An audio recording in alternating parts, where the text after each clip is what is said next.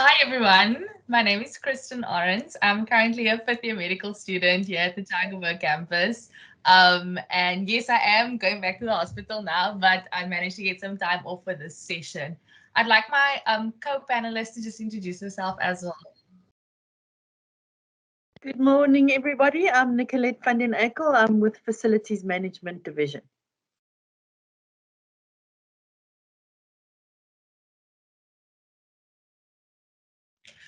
Nicolette, can I go ahead and start? Okay, so our topic for this session was multilingualism and operational internal communication. So when we first saw that, we were a little bit confused, but we decided to take the approach from two different perspectives. So I'm going to speak about it from a student perspective and Nicolette from a staff member. But we've also decided to further dissect this topic into the different sort of phases in which students interact with internal communication, or let's call it administrative spaces. So we decided to take it from when you're inquiring about the university. So let's say you're a student in Limpopo, the Congo, in France, you want to come to Stellenbosch University, how multilingualism works in that space, and how it can be used better in that communication. Then we're going to talk about when you decide, okay, I want to come to Stellenbosch University, how can we use multilingualism to make your application process easier, to make your inquiries about the university easier? And then lastly, when you finally get to the university, how can we use multilingualism in the administrative operational space when you get here? So when we were discussing this topic, we thought to approach it in these three stages because it felt like the most admin intensive, heavy part of when you're a student.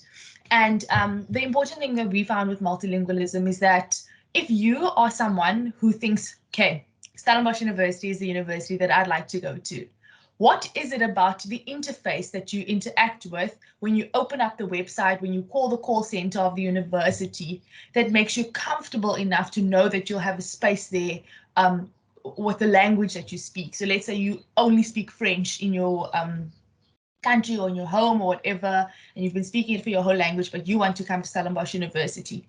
In the pre-admission website call center stage, how can we utilize multilingualism in that aspect? You know, what is it that is not scaring us away from coming here? Is there a space where you can change on the website to say, okay, I want to know more information about Stellenbosch University.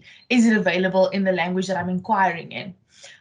If you phone the call center, we thought that using multilingualism to say, okay, if you want to speak to someone in Venda, please press 3 or something like that. We found that, like in the previous session where they said it's practical, there are ways to include multilingualism and to celebrate multilingualism in all spaces of the university's processes. And it's easy if you look for the opportunities to include multilingualism, to make people feel that this is a space where they want to come to and they won't be scared off by the fact that they don't have a space at this institution. So then we spoke about multilingualism in the application process, which we know is a very stressful time. You want to know a lot of information about what you're getting into if you want to come to any institution. And when you decide that, okay, now it's coming in, I'm going to apply to this university, how do we as an institution make it easy for people or for students to inquire or to inquire about their application queries, to apply in a language that they feel most comfortable? Because we've heard so many stories about how you think you're applying for one thing, but you read it incorrectly because you think it means something else because English isn't your first language, and then you end up in a degree that you don't even want. So how can we make that process easier and more inviting to the people who want to apply to our institution, so that we can not just say we're a multilingual institution, but we can make it practical in that process. And then lastly, celebrating multilingualism when you finally come to campus, or when you finally decide, okay, I'm coming to Stellenbosch University. I really loved what the previous session speakers had spoken about the ways that we can celebrate multilingualism in the PSO and the residential spaces. I think that the way that we approach multilingualism in that phase of when you finally get here and you've got all these admin things to deal with as well, to continue to use multilingualism to assist with that process. That it's such a confusing time when you come to university, and imagine you coming from maybe the Congo and you've never spoken English, or like English isn't your first language. So how can you make that administrative process a lot more comfortable for people who do not only use English and Afrikaans as their main language, just to make the whole space inclusive for anyone, not just people from South Africa, international students. We've got such a large cohort of them. And I think that it's about the intentionality of looking for opportunities in which to celebrate multilingualism, to make this process and this communication a lot easier. So I think that's what we have to say that's what I have to say from this topic. I'm going to hand over to Nicolette to further this discussion. Thank you very much, Kristin. Such insights from everybody today. I'm actually quite intimidated to an extent about speaking at the end of the day on this. So I think just for me to contextualize something from a very practical perspective. So I'm the head of a division that employs around 200 people. And out of the 200 people, more than 90 of those people are over 50.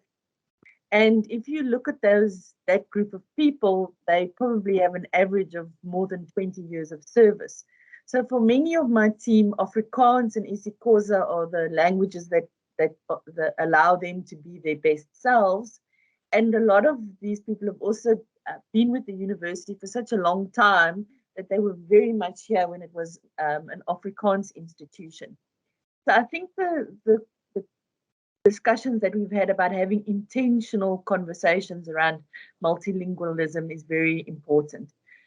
I've been with the university 6 years now, and I think that we have evolved very much about being comfortable with multilingualism. I think when we first arrived, we were all sort of very anxious and we defaulted to English, but I think we have become much more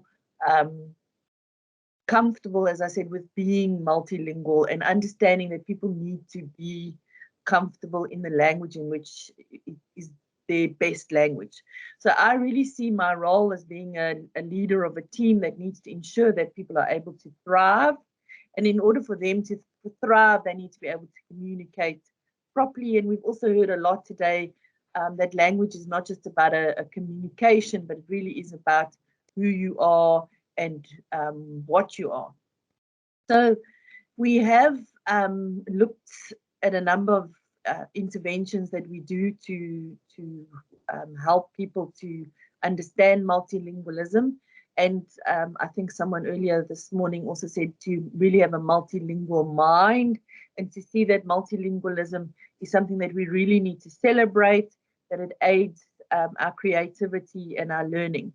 So just to work on the analogy of onboarding and attracting, one of the things we have really looked at is in our recruitment processes to really make sure that during the recruitment process we are very specific with our potential candidates that the university is multilingual and what does that mean. So we don't want people to come here and to expect to only hear English. We need people to understand that when they arrive here that they're going to hear multiple languages and that that's okay, that we encourage that and in fact we enjoy that. So in our meetings on a day-to-day basis, we allow people to, or encourage people to speak the language that they're most comfortable in.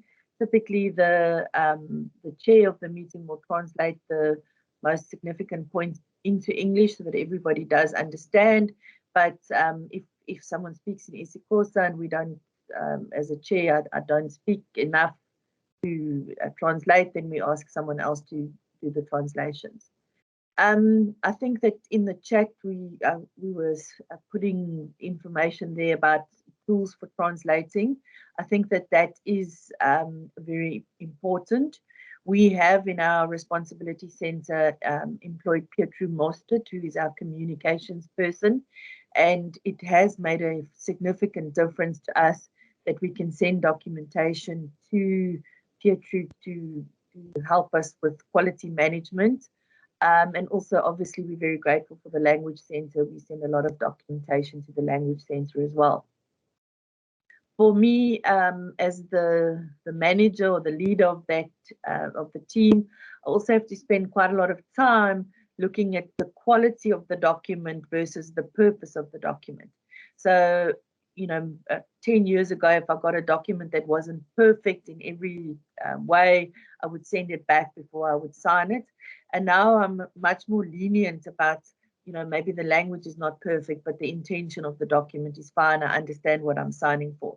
So it's just, as I said, mind shift changes around the fact that I'm dealing in documentation that may not be the person's most preferred language. So I think also the previous speakers and Kristin also mentioned it, is we have to be very careful about the words that we use. Particularly in my environment, we have a lot of technical terms that for us mean things. We always talk about practical completion, for example, when we finish a project, but that doesn't mean the project is complete. So I always say to the guys, please use the word occupation date, which our clients understand. But so, and I think that in Stellenbosch, we have gazillions of acronyms that are very confusing to people. So we also really need to spend time looking at the language that we use, make sure that we explain all these acronyms and words that are specific to Stellenbosch University. I think that also we consider language much more when we do management of change. So when we change a system or we change a process, we really need to think about what multilingualism means in those processes. So for example, 2-3 years ago, we implemented a new job card or maintenance system, but the system can only work properly. We can only search and use it for good analysis purposes if everything is in English.